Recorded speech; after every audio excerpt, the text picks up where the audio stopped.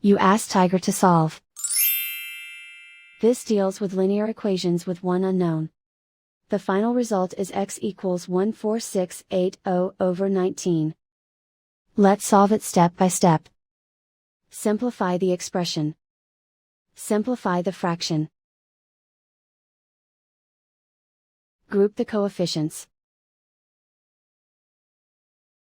Convert the integer into a fraction.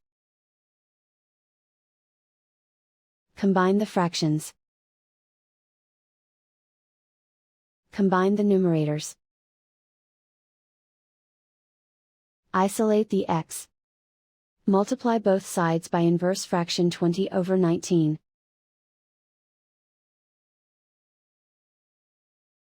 Group like terms. Multiply the coefficients. Simplify the fraction. Multiply the fractions. Simplify the arithmetic. And so the final result is x equals 14680 over 19.